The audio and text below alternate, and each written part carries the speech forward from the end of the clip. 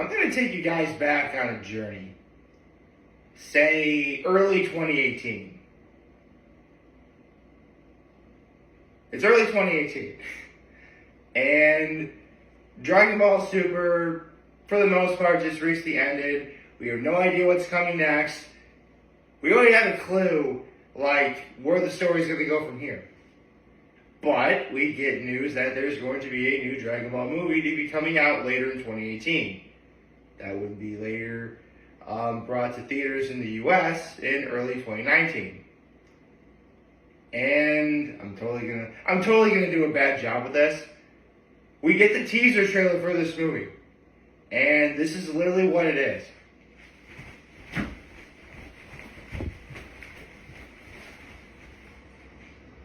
It was literally Goku doing something like that.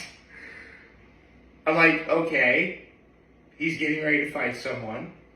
That's all we get. And for a split second, we see who his opponent is.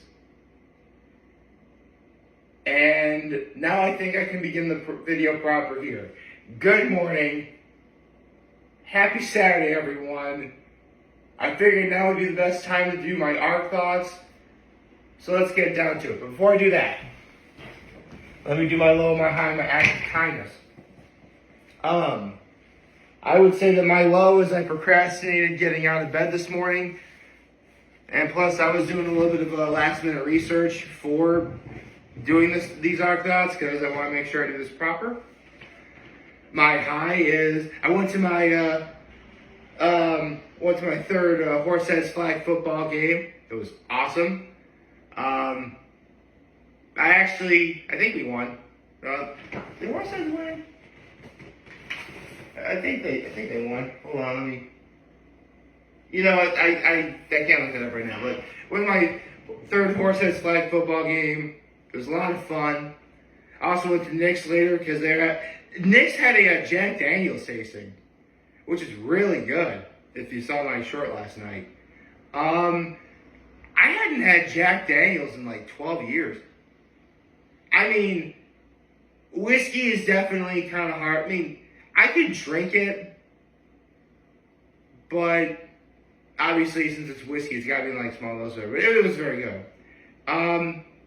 What's my act of kindness? My act of kindness was I emptied the sink and put all the dishes in the dishwasher for my parents when I visited them yesterday. So, as I said earlier, this is an arc thoughts on whatever came after the Tournament of Power. But here's the thing.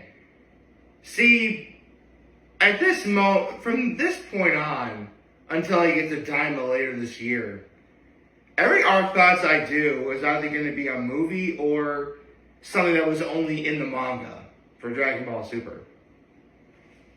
So, if you're trying to look up like scenes from what's going on, well, technically you do that for Broly. But several arcs you're not really going to be able to do that. But I'll explain that as time goes on. For now, I don't think I can really talk about this particular arc without discussing two things. The first is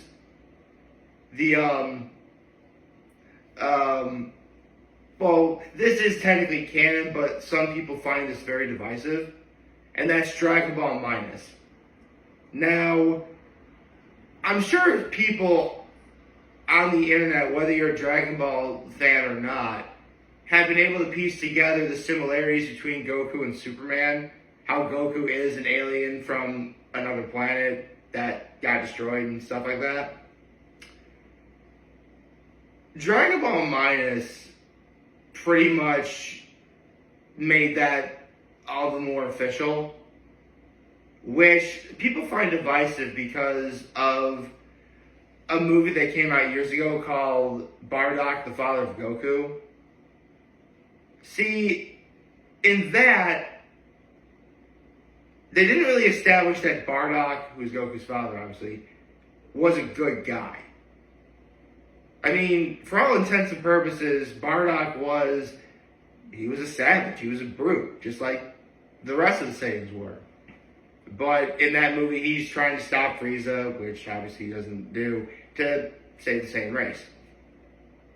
In Dragon Ball Minus, they sort of retcon that to make Bardock a little more, I have to protect something that's precious for the future, which isn't a bad thing, but it really wasn't that necessary.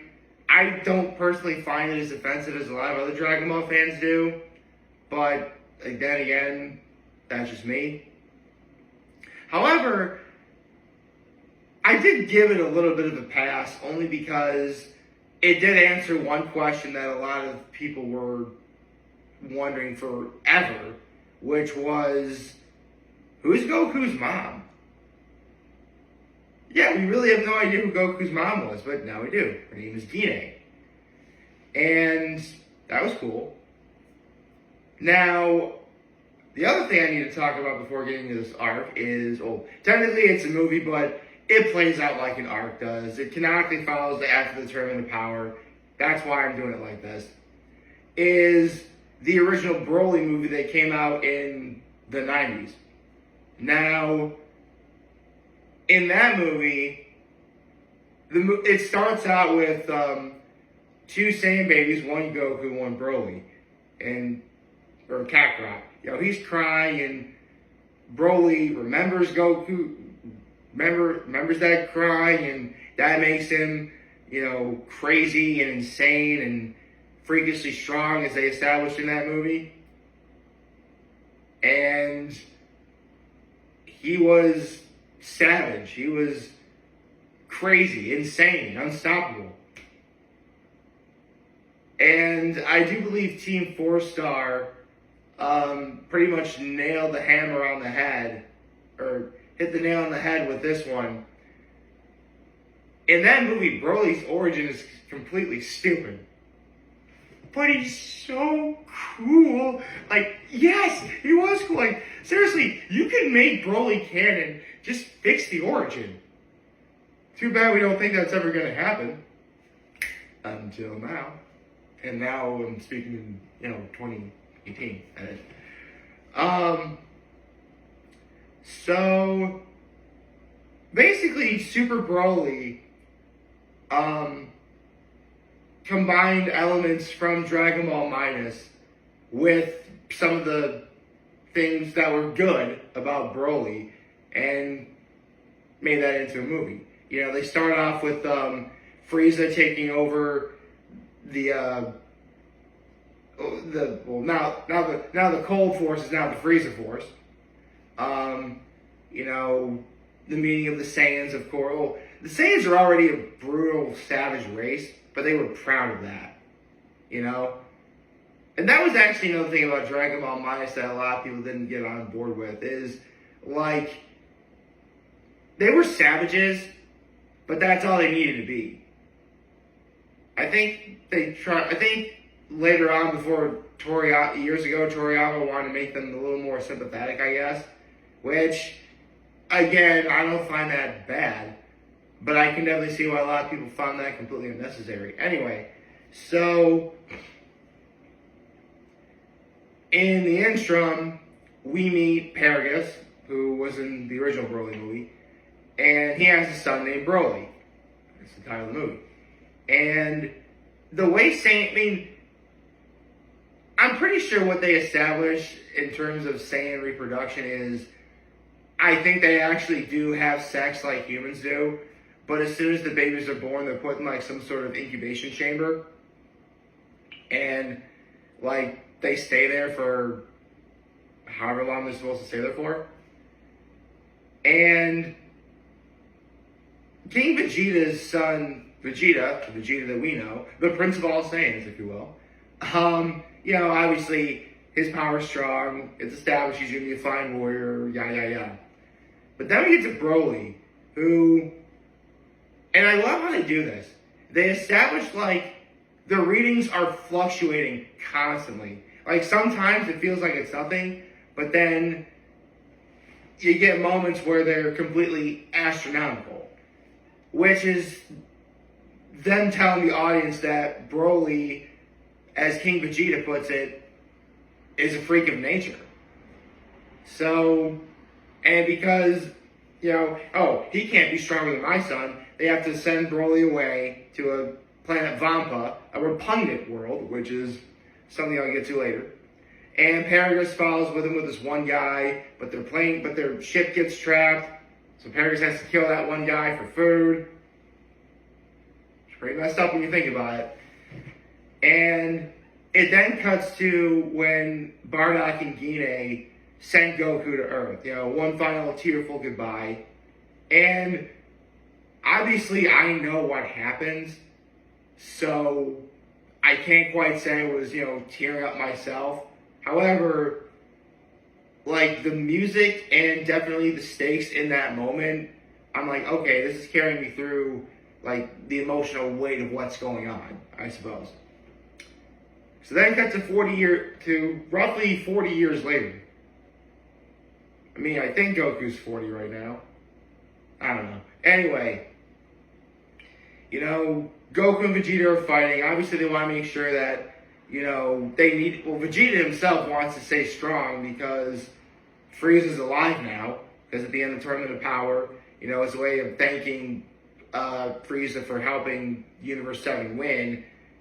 He's granted back to life again, which is, again, kind of cool in the sense that if Frieza ever tries to do anything, you got Goku and Vegeta who can stop him, obviously.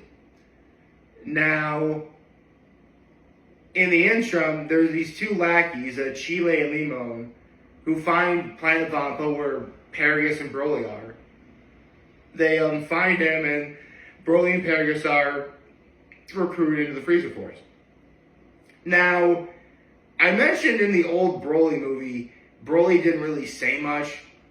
Again, only when he started fighting, he became like insane and crazy and unstoppable and stuff like that. Here, they don't really. Here they sort of fixed. He's still very quiet, and he still doesn't say much, but it's just like those little nuances that you can do in terms of animation and how a character like reacts to things that can make a difference. Like, now you actually feel sympathetic for Broly. Especially when they were on Planet Vampa, Broly had like a pet, but Paragus didn't want that, so Paragus killed the pet, but Broly kept like his pelt around his waist, which, yeah, if you couldn't tell, Paragus is kind of a douche. Even worse because Broly's power fluctuates so much, Paragus had to make like a shock collar for him. Again, it's one of those situations where what Paragus is doing is messed up, but he really is trying to do what's best for his son. It's just a little messed up how he's doing it.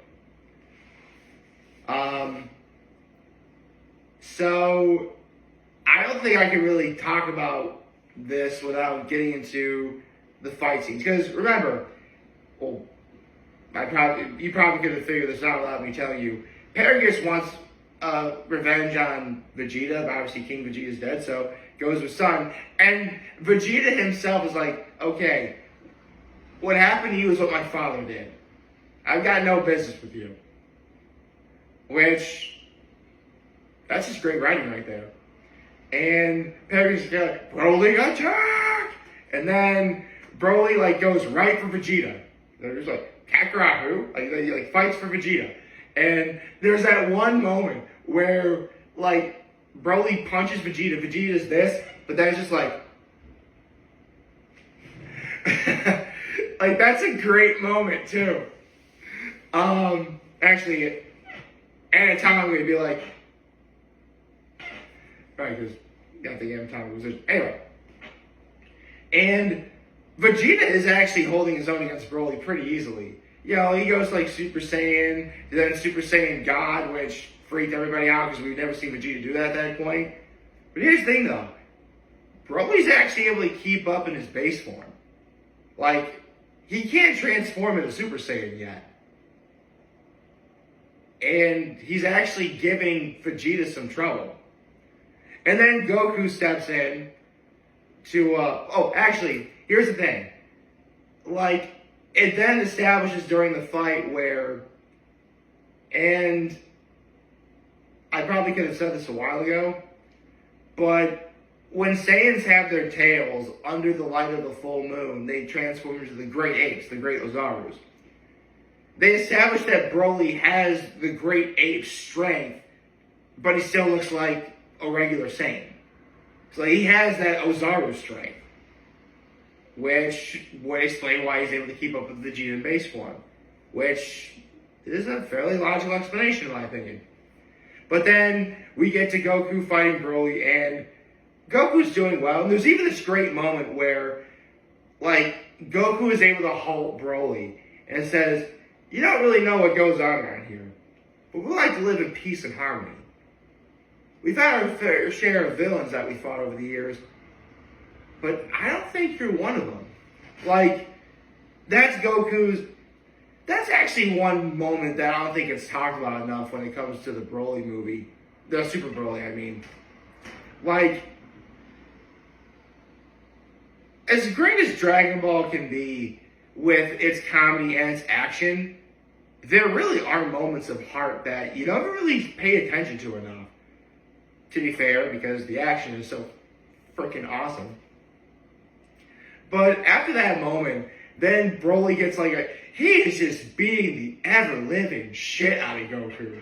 In fact, I love how Classic Man D, shout out to Classic Man D, put it when he said, if you grab someone by, the head and, drag him into the wall, that's the Broly drag.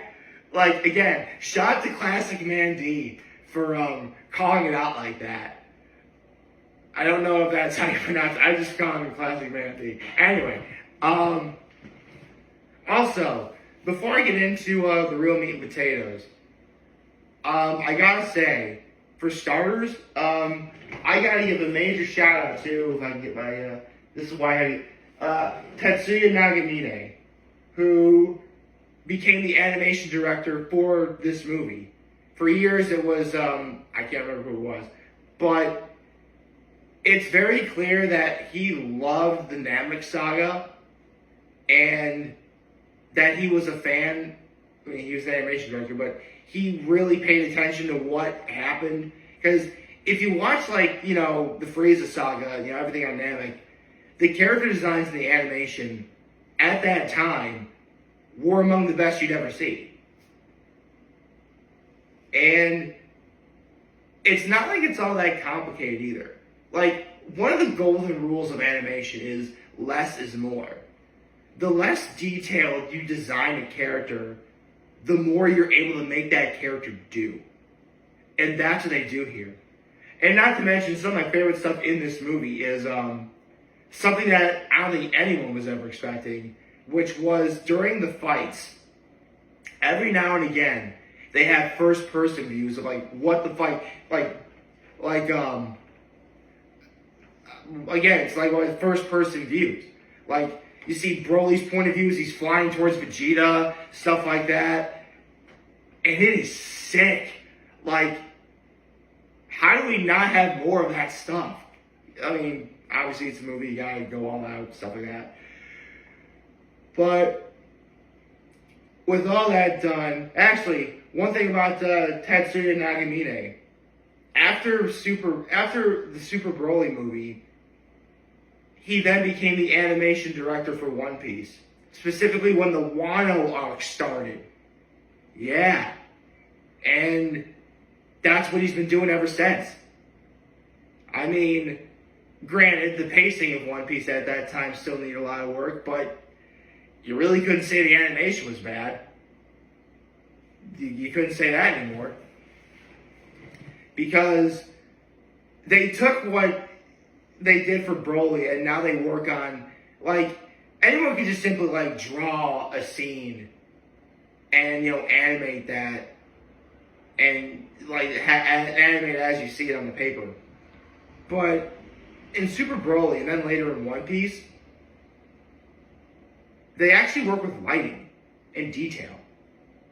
Things that, wow, it looks good. Lighting makes all the difference, man. It really does.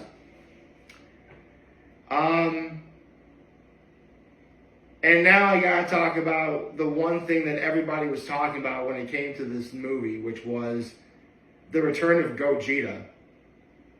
They made Gogeta canon now, which, I mean, listen, clearly it's a callback to the opening of Dragon Ball Z Budokai 3, which at the end of that opening song, which, Orewa Toketon Tomorrow Ni, which is a great song. I highly recommend you check it out. At the end of that opening, at the end of that, at the end of the intro, it's Goku fighting Broly, or Gogeta fighting Broly, and like, man, if only, like, they literally brought that to life. I can't believe no one's ever, like, I'm sure people thought that, but no one's ever really said it out loud. I'm gonna say it out loud because it's my video. So before it happens though, obviously Goku and Vegeta need to make a tactical retreat to learn how to do the fusion dance. So they literally leave like, have fun, Frieza. Like, what are you doing? I'm the mighty Frieza. That was so great. Like, there are some humorous moments in this movie that kill. Like, here's one example. Bulma was collecting the Dragon Balls so she could make a wish to make herself look 5 years younger. Frieza wanted to collect the Dragon Balls because, and I'm not kidding, I'm going to raise my height by 5 full centimeters. And this reasoning for both Bulma and Frieza was the same. It needs to look believable, natural, to make people think, well, for Frieza, so he's still growing, but Bulma's all like, to make people ask, what's your surgeon? Like, that's just funny. That's humor only Akira Toriyama would have done. But yeah, the fight between Broly and Gogeta, it was awesome. Like, honestly, like, even now, I can watch the entirety of this movie and have a blast. And yes, this is an Arc Thoughts movie, and an Arc Thoughts video. So yeah, it's really real. I'm talking about a movie. Well, honestly, this movie plays out like an arc would. It's just streamlined in a way where you get from point A to point B, and then that's, done well. So, right as Gogeta's about to lay the final Kamehameha against Broly, Chile and Lemon use the wish from the dragon to wish Broly away. I also forgot to mention how Frieza kills Paragus, and Broly sees that, and that's how Broly becomes a Super Saiyan. Because Frieza remembered, Goku became a Super Saiyan because I killed his friend Krillin. I wonder if I can do that for Broly as well and kill Paragus. Which, here's the thing. Except for Goku, Vegeta, and Piccolo, you really don't see any other Dragon Ball Z fighters. Like, no Krillin, no Yamcha, no Tien, Gohan's not in this movie. Like, they keep it simple. Like, they were advertising, like, this was the story of 3 Saiyans, Goku, Vegeta, and Broly. And, yeah. That's what they do. Not to mention, there's a great scene earlier in the movie where you get to see Vegeta as a kid after he learns that Vegeta got destroyed. And then Raditz is there, and it's like, hey, and one of the older Saiyans like, hey, Raditz, don't you have like a brother? Yeah, but I think he might have been in a pod. I think maybe my parents sent him away. I don't know, I couldn't care less. That's funny to me,